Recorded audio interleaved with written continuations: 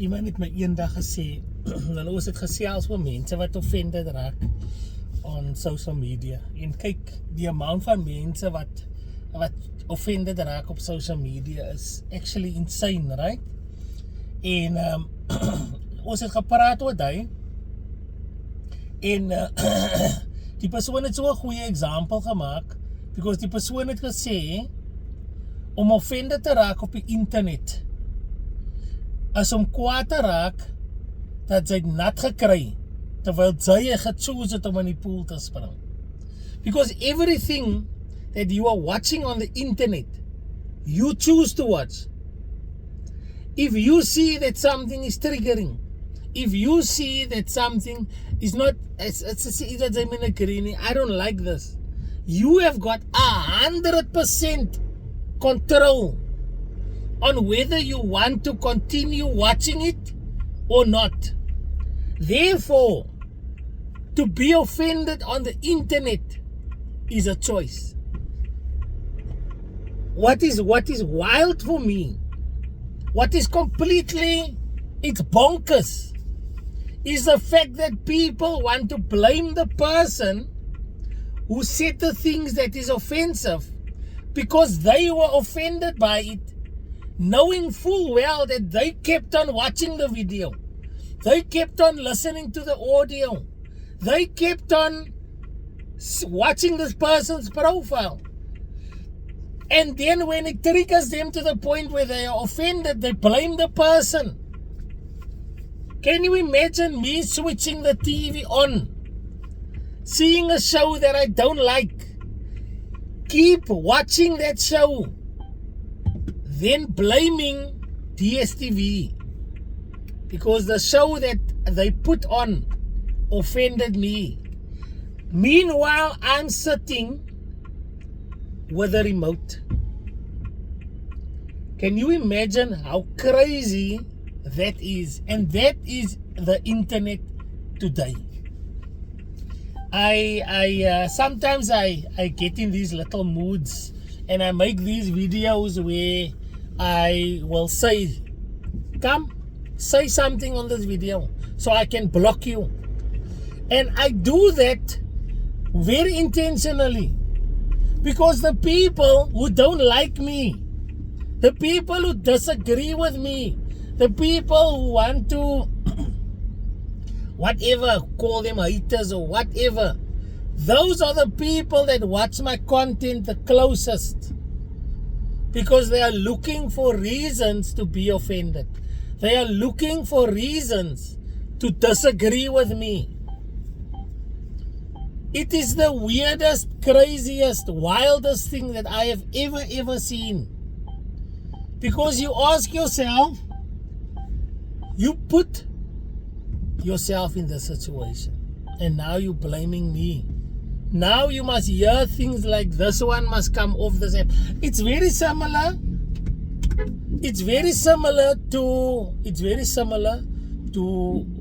when people just hold on, ek het dis so wat die voor stak en dit vereeg my amoer so ek moet fokus hierso. Ek moet fokus. Okay, wag, haar movie ou. Het die ou gestop want die ou het gedink die robot. Wat gaat hier aan? Oh my God. Weet julle, guys, weet julle nou? Ek sê vir julle nou, every traffic jam, this is my theory. Every traffic jam is caused by one idiot. I feel that we can be flying to work every morning. But we don't because there's one idiot that don't know how to drive. Sorry for changing the subject. I'm going to tell you now some of the things that I've noticed in the morning of people that causes traffic jams. One, people don't know how to merge. So I'm busy merging now. So what I must do is I must watch the freeway. Number one, I must match the speed of the freeway. So that when I merge into the freeway, I don't slow the cars down behind me. People don't know how to merge. They follow that yellow line. En sy wat nou wat klaar die freeway is, sy moet brake strap. Because hulle kom net in. Right? Secondly, people are not courteous. When you see somebody's trying to merge, slow down or speed up try and give that person a gap to merge in. That way, your speed is not broken, their speed is not broken, and you can carry on. But whenever there are people joining the freeway, then there's a slowdown, right? Thirdly, people are not courteous. People are not courteous, especially women. Ek sê vir julle nou, julle vroumense, julle weet nie van 'n oue skoupie nie, julle weet nie van 'n oue gap begin nie. Ek het al gesien vroumense, and I see it every day. So guys, this is not being sexist, this is what I'm seeing. Ek sit my indicator aan, I want to merge, and instead of trying giving me a gap, they accelerate om die gap toe te maak. En al wat ek dan doen is, ek gaan voor die kar in en ek merge in. There's a thing amongst women drivers where they don't think that they subscribe to the courteous rules of the road. Because obviously in hulle mind dink hulle, but you must give me a way. Nee, sy is net 'n kar. Sy is nie 'n vroukar of 'n mankar. Sy is net 'n kar. And lastly, people do not know the rules of the road. They don't know the rules of the road. They have written their learners via a fast track process where they went through classes or they got the answer sheet through a school, and it's not like back in the day where you had to learn the entire learner's book, including the brown signs, including the temporary signs, including the scenarios. How far can you park from a tunnel? How far can you park from a fire hydrant? Who's got the right of way in a traffic circle? What happens when the robot is off? That is the questions they don't ask in the learner's exam, but that's the rules that you needed to know.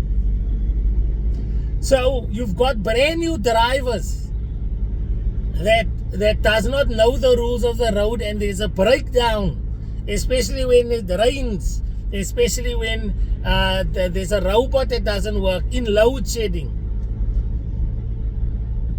Back in the day, you would write your learners, you would study the book back to back, then you would go and write your learners. Then you would take 18 months. You wouldn't make your appointment the same day your driver's appointment. Driving schools was a luxury. It's not like it is now, where there's a dime a dozen. Driving school was a luxury. You used to, die hele pad het geweet dat sy het jou learners gekry, because as uncle so and so niet om gou winkel toe te gaan, dan het jy jou hand opgesit en gesê, kan ek gou ry. That's how you build up your experience, by having an experienced driver next to you, coaching you, talking to you. And usually after a year of having a learner, then you would get your driver's appointment. Not now. Not now. You go for quick 10 lessons, driving lessons. You go from 0 to driving in 10-15 lessons. And where does the driving school take you? The driving school only takes you on the route where they're going to take you to pass out. And they fast track your learning. And then what do? You pause, because you can do the basics, and now they let you on the streets with us experienced drivers. And you don't know how to merge onto the freeway because niemand het vir jou geleer nie. You don't know how to change lanes properly at speed.